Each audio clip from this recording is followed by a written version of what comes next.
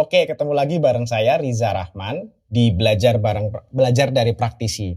Nah, kali ini kita akan banyak ngobrol tentang salah satu profesi yang menurut saya keren juga karena ya saya merasa bahwa profesi ini itu perkawinan antara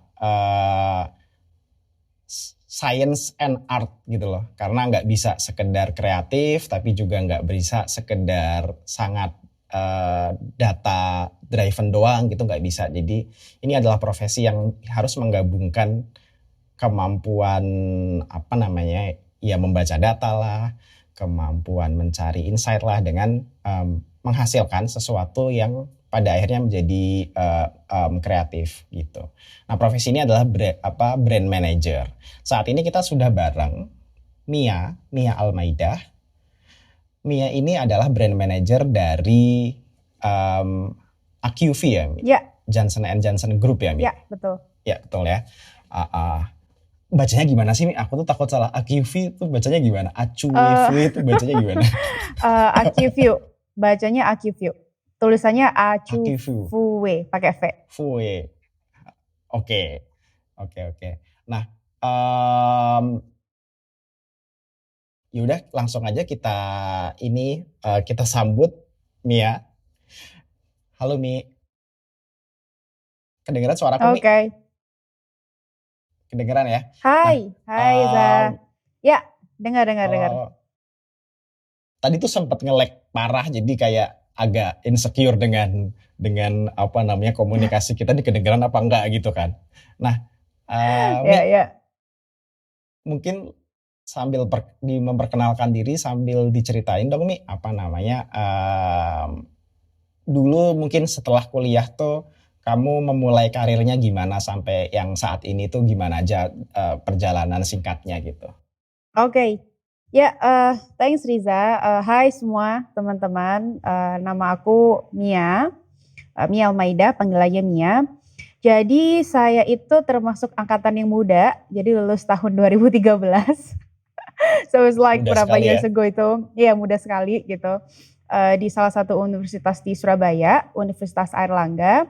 Jadi ya saya lulus di 2013, kemudian sekitar akhir tahun 2013, alhamdulillahnya itu aku tuh ikutan ini sih semacam job fair gitu-gitu Za. Job fair yang ada di Surabaya, terus ya alhamdulillahnya juga kepanggil dari ribuan orang itu tuh untuk ke Jakarta gitu. And my first company itu adalah Vision Flag gitu.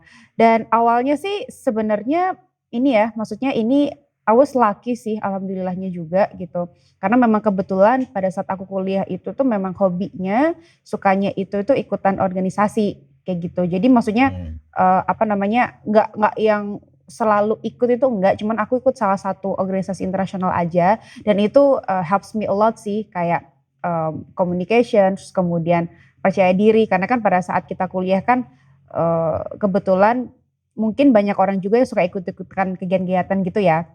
Nah jadi singkat cerita di Vision Flag Indonesia tuh aku bener-bener nggak ini banget nih, nggak tahu sama sekali dalam arti aku tuh mau ke company apa gitu. Tapi satu memang dari dulu tuh Za, mungkin aku nih belum pernah cerita ke banyak orang gitu, cuman hanya beberapa ke teman dekat gitu mungkin. Aku tuh sebenarnya tidak punya intention pengen masuk ke dunia bank gitu. Alasannya sih mungkin ini agak kocak gitu. As simple as aku tuh bisa dibilang itu agak sedikit tomboy gitu, dan I'm not putting much on makeup terus pakai high heels gitu-gitu, no. Jadi pokoknya aku nggak mau masuk bank. As simple as, karena kalau masuk bank itu waktu aku kuliah ya, zaman kuliah itu pakai high heels, Harus terus rapi. kemudian iya exactly harus rapi, terus kemudian pakai heels, pakai makeup in the morning. I was like kayaknya tuh bukan aku banget gitu kan ya. Ya sudah, jadi akhirnya aku tidak daftar bank sama sekali, karena pada saat job fair itu sebenarnya banyak banget company-company yang besar ya. Mungkin teman-teman di kuliah ini as aware-nya tuh kayak perusahaan-perusahaan gede seperti Vision Flag, mungkin Unilever ya kan, Danone gitu-gitu. Jadi memang banyak gitu sebenarnya perusahaan di sana. Nah pada saat itu kebetulan tahun-tahun segitu kalau nggak salah. Mhm. sorry, tahun-tahun segitu kalau nggak salah malah mungkin masih banyak ini ya di job fair perusahaan energi juga. Iya Maksudnya kayak benar-benar. Adaro, Pertamina Betul, gitu-gitu kan. betul, heeh Heeh. heeh. Aku juga sempet sih ikutan-ikutan begitu. Cuman kebetulan pada saat itu di tahun 2013 itu ada job fair memang kebetulan dan aku tuh sebenarnya iseng aja Zah masukin ke kayak banyak company kecuali bank yang aku bilang tadi. Terus, Mhm. pada saat itu di Vision Flag Indonesia cukup banyak sih, actually steps-nya, sampai akhirnya itu kepilih menjadi manajemen trainee gitu. Karena kan yang dipilih memang Mmm. kebetulan hanya 3 sebagai permanent employee ya, dan waktu itu tuh kalau nggak salah yang daftar sampai ribuan orang karena satu Indonesia juga. Terus kemudian Mmm. kebetulan memang di Vision Flag itu dipilihnya hanya 3 karena biasanya yang saya dengar sebelumnya pada saat itu, kalau misalnya company-company multinasional seperti itu ngambilnya seperti batch-batch-an gitu kayak 20 orang, Ya. 10 orang gitu. So again gitu akhirnya perjalanan saya tuh start di situ Za, di as a management trainee, corporate management trainee di Vision Flag Indonesia dan saya itu, 1,5 tahun sih sebagai manajemen trainee sampai akhirnya saya ditetapkan lulus sebagai sebagai istilahnya, permanent employee, dapat dapat vacancy di sana atau tidak, seperti itu. Dan singkat cerita Mmm. sih selama 1,5 tahun itu saya diputer-puternya itu tuh dalam, apa namanya, within commercial which is kalau misalnya teman-teman masih agak awam nih, teman-teman, dari kuliah agak awam, jadi kayak saya tuh diputer-puter setiap 3 bulan di departemen sales, marketing, dan juga di, Mmm. finance, seperti itu. Jadi Oke. selama 3 tahun selama 1,5 tahun itu setiap 3 bulan saya harus present ke apa, ke board of director apakah saya qualified atau enggak untuk dijadikan, apa namanya, ya permanent employee di sananya, seperti itu. Mmm. Oke, 1,5 tahun alhamdulillah lulus, terus kemudian 1,5 tahun kurang sedikit gitu ya, saya kebetulan dipercaya juga alhamdulillahnya jadi business change manager, itu kayak communication manager gitulah. Apa namanya, I was Mmm. sitting in Malaysia, for 6 month gitu, sisanya di Indonesia. Kemudian nah itu, I start my career, setelah lulus dari situ ya, maksudnya setelah, launching project-nya, internasional itu, akhirnya saya, keterima, maksudnya bukan keterima, saya ditarik menjadi brand, marketing, jadi junior brand manager pada saat itu. Nah, Mmm. junior brand manager itu memang istilahnya under-nya marketing ya, departemen marketing, itu memang sesuatu yang saya passion dari awal. Karena kan tadi Mhm. sempat saya cerita di awal ya, 1,5 tahun saya sebagai, manajemen trainee, terus saya diputer within beberapa departemen, dan saya memang tertariknya di marketing, gitu. Nanti pasti akan Ya aku ya. jelasin sih, apa namanya, brand marketing itu ngapain aja. Cuman di situ tuh akhirnya aku itu pegang ready to drink milk atau teman-teman kalau misalnya, aware itu kayak susu cairnya tuh Za, Vision Flag Ya. Indonesia, itu aku yang, pegang sebagai junior brand manager pada saat itu dengan, tim aku yang lain. Terus, singkat cerita banyak sih hal yang aku lakukan, mungkin nanti aku akan rangkum semua, task-nya sebagai brand manager itu apa, tapi pokoknya aku tuh di Vision Flag, 3,5 tahun, sampai akhirnya saya itu di-offering di salah satu company confectionery juga, di Perfetti Van Mel Indonesia, that was one of the Mmm. biggest confectionery in the world juga, di Indo juga, saya 2 tahun di sana. Saya di-offering menjadi associate brand manager untuk pegang brand mereka namanya Mentos, pasti insya Allah teman-teman tahu Mentos ya? Gitu. Udah tahu Jadi Mentos lah, heeh, permen. ya gitu. Jadi Mentos itu juga The salah Fresh satu Maker gitu ya?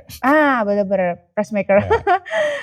Itu salah satu backbone-nya di Perfetti Farmel, jadi saya di sana 2 tahun gitu. Di sana 2 tahun cukup menyenangkan, pastinya pengalaman-pengalamannya ya Za ya, karena kan yang pasti kan saya pegang Mmm. brand baru, terus kemudian, apa, field-nya itu tuh cukup berbeda ya sama yang susu ya. Jadi kan saya tuh Mhm. waktu itu ini banget, pada saat saya zaman masuk Perfetti itu saya suka ke pasar-pasar tuh, kan pasti kan saya juga pengen dapat insight dari pedagang-pedagang asongan Ya. segala macam, itu that was very very, apa namanya, apa ya, menyenangkan sih menurut aku experience yang nggak Iya. akan pernah kulupakan ya di entire, Mmm. career aku gitu. Oke singkat cerita 2 tahun di sana, aku tuh kebetulan double heading Za, double heading menjadi, Heeh. e-commerce manager-nya. Jadi, Oke. dipercayakan sama perusahaan, untuk memegang e-commerce-nya Perfetti Van Mel Indonesia. Dan dari situ, 2 tahun gitu kan, mungkin agak sedikit kutu loncat ya karena memang, ya kebetulan juga ada opportunity di sana, good offering, saya ditarik di, salah satu perusahaan healthcare company juga, biggest juga in the world gitu, Johnson& Johnson Indonesia. gitu. Nah, Johnson & Johnson Indonesia ini adalah perusahaan yang sedang saya jalani sekarang. Karir saya sekarang di sini as a brand manager of AcuView. AcuView itu tuh soft lens, soft lens Ya. soft lens premium ya bisa dibilang ya. Jadi saya total itu masuk ke Johnson & Johnson itu tahun 2019 sampai sekarang sih alhamdulillahnya. Dan ya menyenangkan pegang AcuView contact lens karena ini merupakan istilahnya baby yang baru lagi buat saya, Zah. Karena kan sebelumnya saya pegangnya consumer good nih, kayak makanan kan, minuman gitu-gitu. Nah sekarang tuh healthcare company gitu. Jadi medical devices kalau kita bilangnya, which is singkat cerita, medical devices di Indonesia itu bisa dibilang tuh quite restricted pastinya ya, diregulated sama Menteri Kesehatan, kemudian Departemen Kesehatan begitu-begitu. Tapi kita itu tuh bisa dibilang tuh agak lebih mudah karena kita tuh communication is in a consumer way. Consumer way meaning like kita bisa mengkomunikasikan itu di TV, digital itu masih bisa. Cuman pastinya ada restricted communication atau part-part yang tertentu yang tidak boleh kita komunikasikan ke konsumennya. Layaknya obat Laza. Obat kan tidak boleh betul. Sembarangan kita komunikasikan kan ya ke masyarakat seperti itu. Jadi that's a bit of journey which is saya start bekerja itu dari tahun 2013 ya. Dan sampai sekarang ini memang bisa dibilang udah berapa tahun tuh Za? 2021 berarti 8 tahun ya? 7 tahun ya? Around it lah ya. Bisa dibilang dan banyak sekali experience. Iya dan itu menariknya apalagi pas yang di sekarang itu kan itu totally different animals gitu kan. Kayak ketimbang susu terus permen gitu kan. Jualannya tuh ibarat kata sesuatu yang beda banget, yang kalau permen dan susu itu kan bener-bener orang beli itu bisa kayak nggak pakai mikir gitu kan, cuman kayak ya lihat di pajangan, lihat di display langsung ambil gitu kan. Sedangkan ini kan sesuatu yang kayak ya orang mungkin mempertimbangkan milih-milih modelnya, terus mungkin budgetnya juga jadi beda karena itu pasti lebih mahal kan ketimbang nggak bukan sesuatu yang setiap hari bisa dibeli orang gitu kan. Ya. Bener banget Za. Gitu. Jadi memang saya sudah pegang 3 brand gitu dan ya pastinya kan saya start ini from zero ya Za ya, which is ya kita kan pasti kan kalau ngelihat orang jangan cuma lihat dari sekarangnya aja ya. I mean kita nggak tahu bagaimana orang itu istilahnya berjuang, berusaha, struggle-nya dan itu juga yang pasti aku rasa kita kalau misalnya misalnya start from zero tuh akan mendapatkan experience dan pengalaman itu kan yang tidak bisa tergantikan menurut aku gitu. So start di 2013 dari bawah as a management trainee, terus kemudian here I am jadi brand manager di tahun 2021 pegang AcuView dan of course insya Allah still long way to go lah. Oke sip. Nah Mi sebagai brand manager nih Mi, aku pengen tahu aja sih Mi, kayak sebenarnya secara simpelnya itu gimana sih pekerjaanmu itu kayak day to day-nya itu gimana, semacam a day in brand managers work life tuh gimana sih gitu? Ini mau jawaban jujur atau jawaban klise nih? Jujur dong, nggak ada basa-basi di sini. Oke. Well, brand manager. Oke. Ya brand marketing lah ya aku mungkin ngomongnya. Brand marketing itu bisa dibilang itu tuh kayak otaknya perusahaan. Ini to be very honest banget gitu karena memang brand marketing di sebuah company apalagi di FMCG ya. Nanti kalau misalnya teman-teman kebetulan yang mendengarkan ini teman-teman yang istilahnya baru lulus atau misalnya maksudnya baru mau lulus dan lagi cari kerjaan segala macam. Jadi memang brand marketing di salah satu company itu merupakan bisa dibilang otaknya gitu. Ya of course lah, maksudnya semua bagian, semua departemen dalam perusahaan pasti akan berpartisipasi untuk memajukan perusahaan itu pasti gitu. Cuman bisa dibilang itu tuh kayak strateginya, terus kemudian kita mau mengkomunikasikan apa, kemudian ini brand mau dibawa kemana, kemudian bagaimana caranya supaya konsumen tertarik sama kita, itu semua adalah bagian dari atau jobs dari seorang brand marketing. Seperti itu. Karena memang yang seperti tadi Riza bilang gitu, Kalau misalnya saya ngomong in detail sih mungkin bisa 2 hari ya Za ya, apa namanya, Ya ini betul. ini di podcast ya. Cuman in summary itu tadi gitu. So, you can imagine like, you have a baby gitu. So, bayi bayi itu istilahnya kayak masih pure gitu kan ya. Dan kamu mau Mhm. membawa si bayi ini itu mau kemana gitu kan. Berarti kan kalau mau kemana mana tuh kan bisa macam-macam ya. Yang tadi aku bilang gitu ada mungkin 5 atau 6 bagian ya. Istilahnya kamu you have to think brands ini tuh akan seperti apa ke depannya ya, supaya kan itu tadi kan pastinya kan ya duit berkembang juga pastinya kan gara-gara orang tertarik sama produk kita gitu kan. Ya kita digaji Ya. dari perusahaan juga ya orang gara-gara beli produk kita, apa namanya, secara simpelnya seperti itu gitu. So again gitu, when you handle one brand you have to think, apa namanya, secara helikopter sampai detailsnya tuh seperti apa. Helikopternya itu tadi gitu, jadi kayak, aku kan udah pegang 3 brand kebetulan alhamdulillah, ya itu tadi kan punya ciri khas yang beda-beda ya, dan Ya. istilahnya itu harus based on research pastinya. Hmm. Karena, balik lagi kayak yang beli produk kita adalah consumers gitu, so you have to know what consumers need and want. Itu Ya. kuncinya, gitu. Jadi, apa namanya, dari situ pastinya kan diskusi internal mengenai banyak banget ya, Zaya, karena marketing itu istilahnya, semua itu nurut marketing, karena memang itu tadi kan marketing itu sebagai pekerjaan yang cukup high risk bisa dibilang, ya itu tadi gitu loh.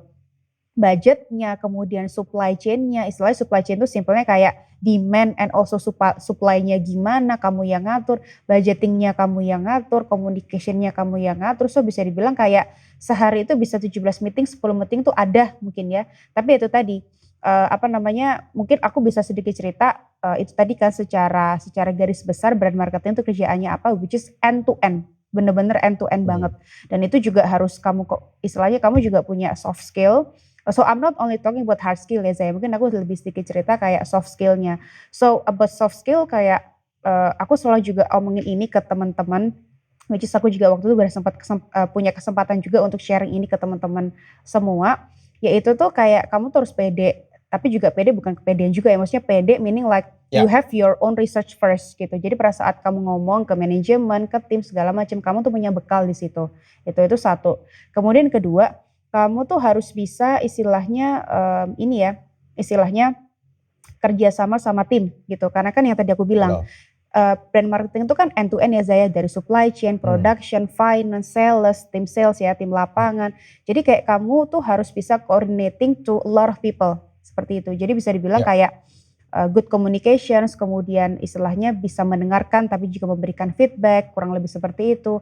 And then yang terakhir sih sebenarnya, ya ini sih balik lagi kayak ke analisis, data and also insight sih. So, that's, the things yang akan sangat membantu when it comes, apa namanya, kamu menjadi seorang brand marketing. Kurang lebih sih seperti itu Ziza. Sounds like a Ya. Ya. lot, but yes a lot, tapi, if you found it, passion, kalau kamu memang udah passion with the job sih akan menyenangkan ya Za ya, dikerjakannya Ya. gitu. Ya. Iya. Kalau aku sih bilangnya kalau a aku sih lebih mending capek tapi excited ketimbang santai-santai tapi, ya bosen gitu kan. Ya, Jadi kayak ya mungkin kamu juga merasakan hal-hal seperti itu mungkin, karena yang dikerjain banyak terus ya jadi itu sesuatu yang melelahkan tapi ya kalau ada excitement-nya sih why not gitu kan. hmm, Dan heeh. Nah emang kayak yang aku lihat sendiri memang as a brand marketing manager gitu itu pasti memang harus kepikiran terus maksudnya kayak itu kebawa kebawa kemana-mana sih kepikiran karena kayak kayak apa ya, ya gimana produkmu mau dijual, mau grow berapa di tahun ini, itu kan yang ibarat kata, diskusinya ada di internal tim itu kan. ya betul. Terus gimana cara mencapainya, gimana mengkomunikasikan produk ini gitu kan. Kayak dulu Fresh and Flag itu mau dianggap sebagai susu yang sekedar enak, atau susu yang bisa bikin Ya otak benar pinter, banget. atau susu yang bisa bikin high calcium dan lain-lain itu kan preposisinya ada sendiri-sendiri dan setiap brand punya keputusannya untuk mengambil proposition atau apa namanya image Betul. yang mana gitu kan. Nah hal-hal kayak gitu tuh yang mikirin kan orang-orang marketing, orang-orang Ya brand gitu kan. benar Dan banget Za. kalau kalau sampai omsetnya gitu lah, revenue-nya dari sebuah company minus juga yang diomelin orang marketing gitu dalam tanda petik, Aduh karena betul kayak sekali itu Bapak, itu benar-benar. itu kerjaan kalian harusnya gitu kan, Iya, gitu. iya, Jadi iya. kayak sehingga kayak bebannya cukup berat. Kayak tadi Mia bilang tuh bukan berarti bukan berarti semua hanya orang brand aja yang kerja atau hanya orang brand yang hebat, cuman ya kayak ya sayangnya untuk masalah pendapatan company salah satu yang paling dicecer tuh ya orang marketing pasti kan gitu. Ya. Oke Mi. Nah terus Mi, kalau dari segala macam kesibukanmu itu sebagai seorang brand marketing manager itu tuh bagian apa aja sih Mi yang kamu suka? Bagian apa aja yang kamu suka di day to day activity-mu gitu?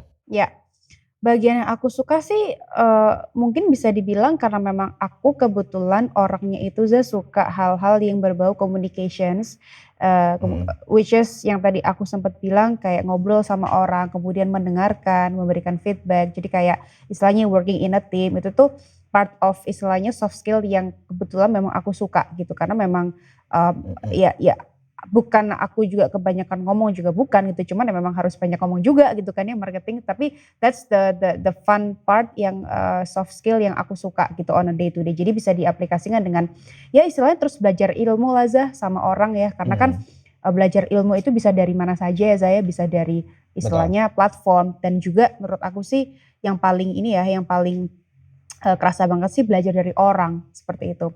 So you have istilahnya kayak kamu tuh punya kesempatan know characteristic of the people gitu. Itu tuh ya nggak bisa dibelajarin di buku gitu kan ya. So itu yang aku suka di kegiatan sehari-hari, karena kamu begitu ngobrol sama orang yang in the various department, various of agency, eksternal, internal, kamu tuh bisa kayak jadi kayak ketemu banyak orang gitu loh Za. Iya banyak Which orang. is I mean apa namanya, aku juga tahu ya pekerjaan Riza, kamu kan juga bisa ngerasain kan bahwasanya oh oke ternyata dunia ini banyak sekali ya tipikal-tipikal orang seperti itu loh. Jadi itu tuh sih yang aku suka, itu jadi kayak lebih mengenal orang dan apa ya, alignment to each other tuh one thing gitu. Terus kemudian yang kedua tadi kan communication ya sama alignment, terus yang kedua itu tuh digital Kebetulan itu aku sangat suka sekali dengan digital gitu. Not meaning like I follow all the gossips, all the artists in the world and Indonesia, no gitu. Cuman istilahnya digital tuh sesuatu hal yang menurut aku tuh menarik karena there's a lot of things that you can explore inside, seperti itu. Because in the digital tuh apa ya, it's not only gini, aku juga bukan tipikal orang yang always updating et cetera, bukan seperti itu ya. Tapi digital tuh merupakan suatu dunia yang berbeda. Like kamu tuh jadi bisa tahu nge-target orang itu siapa. Terus kemudian kamu tuh jadi bisa tahu interest-nya orang itu gimana. And then when it comes to you communicate into majalah ya, which is hard book gitu. Dengan istilahnya digital itu totally different gitu. Karena begitu digital tuh itu tadi kayak kamu tuh harus make sure bahwasanya your image itu akan di-perceive sebagai consumers itu seperti ini. Karena kan kalau misalnya ngomongin digital kan beda ya ya. Orang let's say simpelnya adalah pegang buku. Kalau misalnya dia mau stays in one page gitu kan ya, dia bisa lihat itu tuh 1 jam gitu ya, atau 15 menit gitu. Tapi begitu kamu di digital, you have to think gitu, strategimu atau creativity-mu tuh gimana, karena pada saat kalau ngomongin social media itu kan orang bisa scroll kan Za. Iya secepat itu. And gak usah ngomong dunia deh, ngomongin di Indonesia, there's a lot of brand actually playing on the digital. So how you can make sure, how you can compete your brand dengan various of brands gitu. Jadi ya simpelnya adalah gimana caranya brand lo kelihatan dalam 3 seconds atau 5 seconds itu kayak oke, ini produk menarik juga ya. Nah itu kan hal-hal yang istilahnya tidak bisa kamu pelajarin di buku seperti itu. So itu sih hal yang membuat aku tuh to be very honest terus challenge, kemudian terus belajar ilmu, kemudian mengaplikasikannya itu ya of course di kerjaan aku jadi digital thing sih. Jadi that's interesting sih menurut aku. Jadi Itu sih kalau misalnya bisa dibilang two big things-nya ya, which is yang aku tadi bilang communication alignment, kemudian digital, yang lain-lainnya sih ya kebetulan karena memang aku passion ya Za ya di marketing, jadi ya kalau stres sih pasti ada Za, cuman Hmm, ya I'm trying to make it fun gitu, as long as you do what you like, right? Kurang lebih sih kayak gitu Za. mhm. Oke, oke. Digital tuh emang menarik banget sih, maksudnya kayak dulu kalau ngiklan misalkan sewa billboard, itu ngitung efektivitasnya gimana coba? Kayak Ya, kita paling cuman bisa assume kan kalau, oh orang yang lewat jalan ini adalah sekian gitu kan. Terus berarti dilihat oleh sekian orang, tapi itu kan sebuah asumsi ya, sedangkan ketika kita main di digital tuh kan semuanya serba terukur ya. Kayak, orang ini ngebuka page kita berapa lama. betul. Kayak kalau aku bikin campaign salah satunya kan pasti salah satu yang dilakukan adalah ngebikin di blog company tentang penjelasan tentang campaign-nya kan. Nah, itu kita bisa tahu nih, oh orang di Bogor lebih bacanya lebih lama ketimbang Betul. orang di misalkan Tangerang misalkan kayak gitulah. Jadi kayak kayak kayak ketahuan orang tuh ngebacanya berapa detik, berapa menit gitu kan. Betul Terus betul. kayak siapa yang berapa banyak yang akhirnya ngeklik untuk buy misalkan kayak gitulah, order gitu.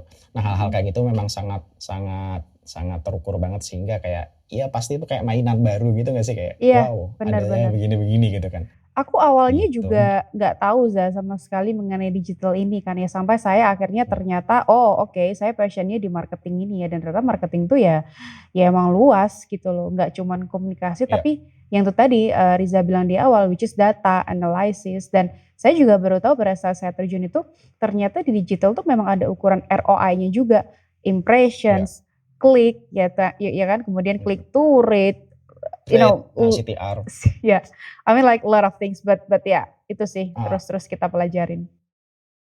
iya, iya, iya. Oke, oke nih. Nah, kalau dari kamu sendiri nih merasa kayak di profesi ini, itu, challenge-nya apa aja ya? Mmm, Challenge yang kamu kamu rasakan banget yang kayak, ya secara personal buat kamu itu, challenging gitu? mmm, oke. Challenge, aku sampai diem in a second nih. Challenge banyak sih Za, tapi, ya itu I mean like honest honest from my heart itu tergantung gimana kita menyikapi challenge itu sih, gitu. Karena memang Mmm, ya oke aku bisa ngomong kayak gini mungkin karena juga sudah, apa ya, aku nggak bilang kalau aku berpengalaman, enggak gitu, aku pasti akan terus belajar gitu. Cuman, my point is, mmm, aku bisa ngomong at the stage sekarang seperti ini gitu ya, istilahnya bahasanya tuh kayak lebih wise gitu, karena memang, mmm, aku sudah di 3 company di mana challenge-nya itu tuh beda-beda, kayak gitu. Jadi menurut aku Eee, at the current being, challenge bagi seorang I mean ini mungkin semua pekerjaan kali ya Zaya, nggak cuman marketing doang mmm, kalau aku bilang, mmm, istilahnya adalah how you handle your stress sih, to be very honest. Karena mmm, memang, dulu pada saat saya kuliah gitu, Riza juga pada saat kuliah kayak nggak tahu ya apa Riza tuh, sekutu buku itu atau enggak gitu. Cuman, kayaknya kuliah bukan kayaknya sih, kuliah sama dunia kerja tuh totally different. Gitu. mmm, Jadi semakin bertambah istilahnya pastinya umur kamu, pengalaman juga, itu tuh menurut aku tuh how you handle your stress and, time management. Itu tuh yang menurut aku, challenge ya bagi semua pekerjaan I believe, dan terutama juga mungkin karena saya kebetulan marketing, itu yang di marketing itu ya si time management gitu.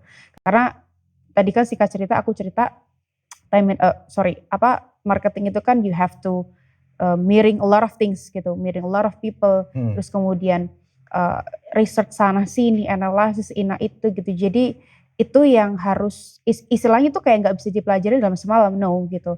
Jadi memang, mhm, ups and downs tuh terjadi of course. Jadi, yang mungkin aku nggak mungkin bisa ceritain kayak in this podcast, for like 1 hours gini, no gitu. Tapi yes, you have to manage your stress and also time management tuh menurut aku tuh challenge yang dihadapin oleh aku ya as a marketing gitu, pertama gitu. Terus kemudian kedua, mmm, apa ya, mmm, mungkin ada hubungannya juga dengan ini ya, apa, people ya gitu. Karena kan again ya, mhm, people itu tuh bisa banyak hal which is pressure dari manajemen, terus kemudian you have your own atau istilahnya kamu juga punya urusan pribadi kan, seperti itu. Jadi bisa dibilang, apa namanya, itu yang istilahnya kita itu harus terus terus belajar dan berusaha sih menurut aku. Karena kalau misalnya ngomongin dari segi pekerjaan again gitu, kayak misalnya ya, apa namanya, aku put into pekerjaan gitu, misalnya tiba-tiba kamu ada event gitu di hari H gitu lah, terus tiba-tiba Hmm. vendor lo itu nggak bisa, istilahnya meeting the timeline, istilahnya seperti itu. Then first thing first kan kamu harus manage your stress dulu karena kan pasti kan aku juga awal-awal kerja itu pasti Ya. panik kan, kayak sempet aku open aja ya, I mean like in my entire career pernah nangis apa segala macam itu nggak apa-apa gitu. You Hmm. don't have to afraid, you don't have to again ya aku bisa bilang seperti ini karena aku sudah mungkin at this current stage ya. Cuman aku cuma pengen pesan ke teman-teman yang kebetulan pada saat nanti menghadapi hal seperti ini bukan bermaksud untuk menakut-nakutin ya, cuman justru malah it makes you stronger gitu Za. Jadi kalau Hmm. misalnya ada suatu hal di kerjaan yang istilahnya bikin kamu stres, kemudian apa tuh istilahnya yes panik wajar gitu. Karena kalau lo nggak panik berarti kan istilahnya lo kayak bodo amat gitu kan ya Yo. Za ya. Iya Jadi betul. istilahnya keep trying gitu. Terus kemudian yang pasti sih try the solution sih. Menurut aku kayak Hmm. kamu sih nggak sendirian, kamu you have your own team yang bisa kamu ajak diskusi hopefully. Dan juga Hmm. itu akan istilahnya ngerubah mindset kamu bahwasanya oh ternyata ini nih challenge challenge ini bisa gue hadapin nih kayak gitu.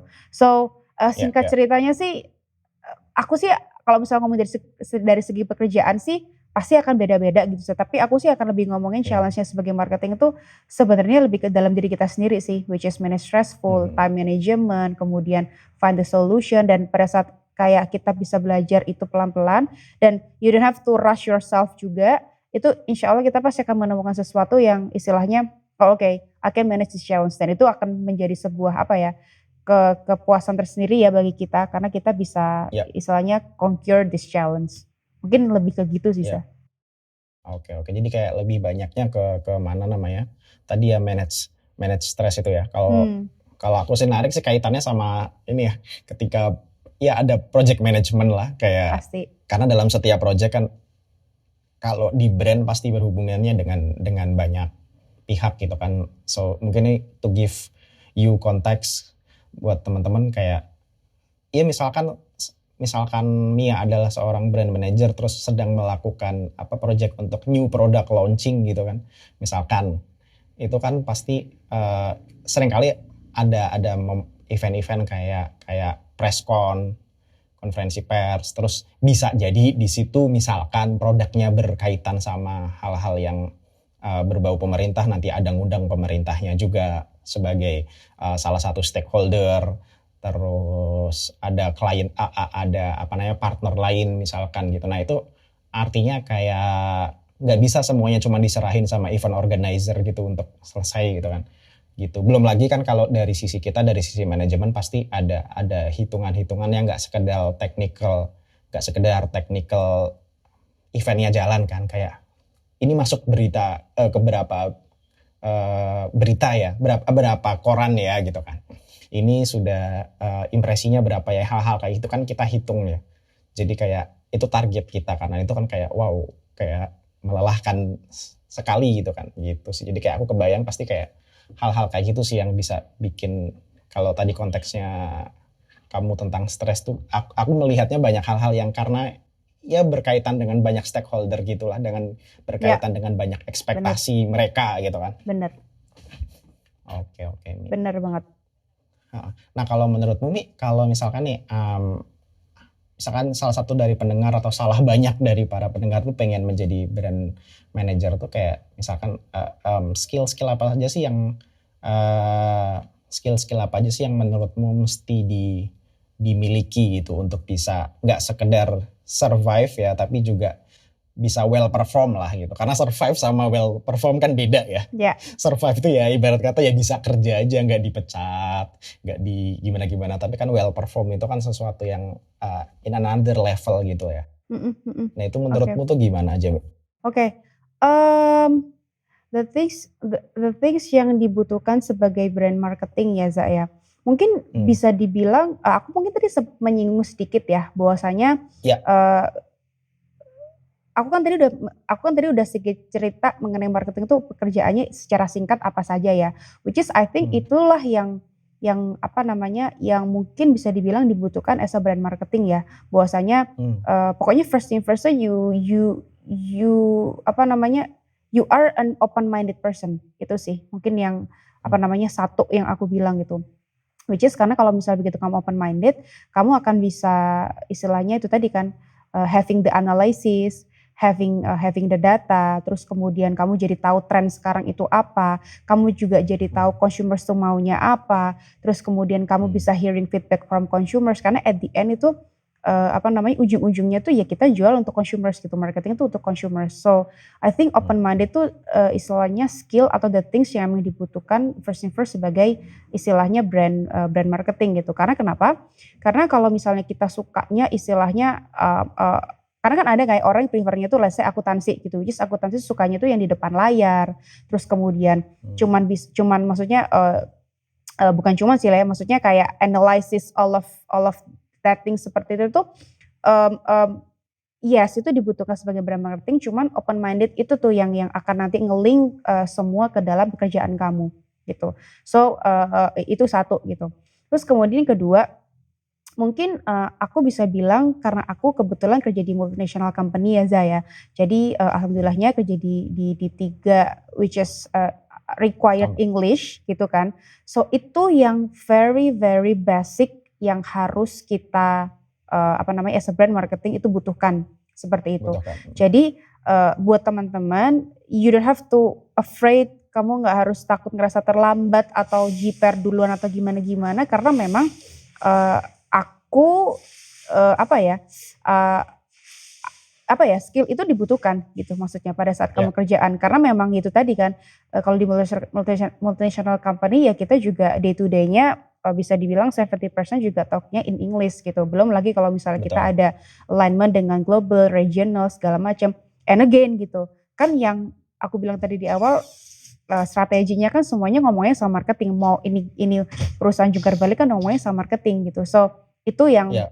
yang required sih Za menurut aku, apalagi zaman sekarang Hmm. I believe teman-teman udah lebih jago-jago lah kayaknya Betul. udah nggak bisa menguasain satu bahasa lagi ya, bisa 2 3 Hmm. bahkan ya, dan itu tuh menurut aku very basic yang dibutuhkan pada saat, you become brand, marketing gitu. Terus, yang ketiga sih, balik lagi ya Za ya, apa namanya, aku kan nggak maksudnya kalau misalnya ceritain detail secara brand marketing itu ngapain aja kan tadi sudah gitu, cuman itu tadi sih kayak kamu berusahalah untuk terus belajar gitu.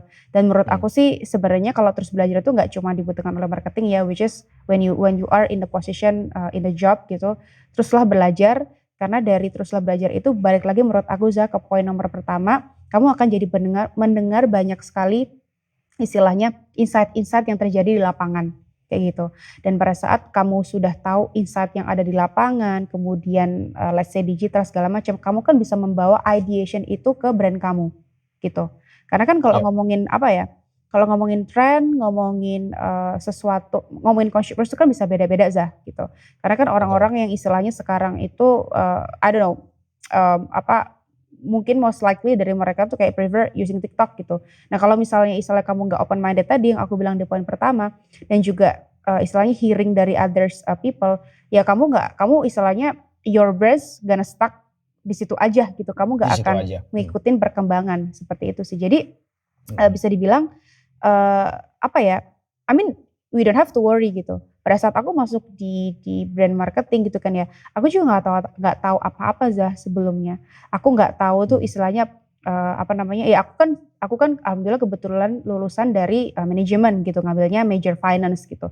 Ya aku waktu di kampus dulu ya tahu sih Za, P&L gitu kan ya. Tapi kan Hmm. begitu ngomongin P&L perusahaan, profit and loss perusahaan, itu akan sedikit ya apa, ya secara gambar besarnya sih sama, tapi Ya. komponen-komponen di dalamnya tuh luar biasa gitu, dan aku juga pelajarinya itu tuh pada saat aku kerja gitu. Jadi kayak Hmm. istilahnya, menurut aku tuh balik lagi ya, kamu nggak usah takut dulu gitu, karena aku juga tahu istilah di marketing ya Zai ya, kan ada ATL, BTL, below the Hmm. line, above the line segala macam. Aku juga tahunya pada saat aku kerja Za, gitu.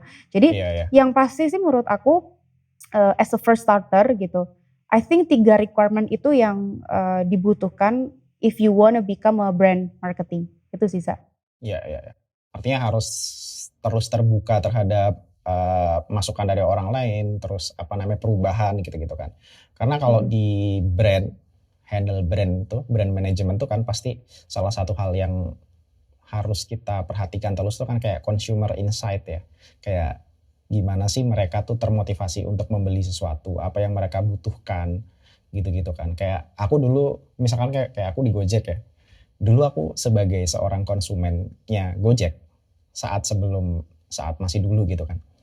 Sebagai seorang konsumen aku ya kalau pesen ya tinggal buka aplikasi, journey-nya tinggal buka aplikasi, tentukan titik terus order gitu kan. Nah tapi begitu pas aku mulai kerja di situ, karena lihat data-data research tuh kayak journey-nya kok lucu-lucu ya, kayak aku nggak kepikiran kayak misalkan ternyata di segmen-segmen tertentu misalkan di student gitu biasanya ngecek dulu ada 2 apps dicek yang mana yang lebih murah, terus dia baru pesan itu. Nah gitu tuh hal-hal yang aku kalau nggak mau terbuka kan ya aku hanya memandang sesuatu tuh kayak tentang aku gitu kan. Ternyata nggak juga, ternyata ada beberapa hal-hal yang beda. Terus ternyata kalau housewife misalkan beli food itu salah satunya bukan sekedar untuk sekedar beli makan gitu, tapi meaningnya tuh kayak ya aku menghadiahi diriku sendiri setelah seharian kerja capek. Nah hal-hal yang kayak gitu kan kayak insight kayak gitu tuh kayak wow, dulu pas jualan susu juga gitu juga kan, maksudnya kayak aku juga baru ternyata ada ibu-ibu yang teliti banget ngecekin kayak nutrition fact-nya. Iya, benar banget. Ada yang sekedar gimmicknya apa, oh ini ada gelas lucu diambil gitu. Tapi kan hal-hal kayak gitu kan sesuatu yang kayak nggak bisa, kita harus ngedengerin kan kayak dari para konsumen itu. Yeah. Makanya kalau tadi kan pas di awal acara aku bilang kayak orang brand tuh harus memadukan antara science dan art lah, itu bagian science-nya tuh kayak gitu. Bagian artnya kan yang selalu orang lihat tuh ya, kayak iklannya lucu nih, kreatif ya, kok kepikiran ya. Padahal nggak sekedar itu aja kan, tapi ada hal-hal yang kayak ya research gitu kan. Iya benar. Jadi tadi Riza bilang tuh it's about consumer behavior kan. Itu yang juga mungkin Riza lakukan juga pastinya, yang which is tahu itu juga pada saat kamu kerja di Susu atau di Gojek gitu kan ya. Jadi memang ya bener Za, aku agree banget sama Riza. Jadi yang aku tadi bilang ya, dunia kuliah sama dunia kerja tuh beda, karena itu tadi kamu tuh begitu di dunia kerja tuh kayak you hearing really what's going on in the field gitu. Consumer tuh tipikalnya gimana, dan aku tadi Riza bilang soal typical moms itu, itu saya juga ngalamin itu Riza pada saat di Vision Flag kan, saya juga pegangnya susu gitu. Saya sempet sih waktu manajemen trainer tuh pegangnya susu grow up milk, susu bayi. Itu bener-bener Riza luar biasa. Jadi kayak ibu-ibu yang bener tadi, ada tipikal ibu-ibu yang istilahnya dia tuh very strict tentang nutrition fact.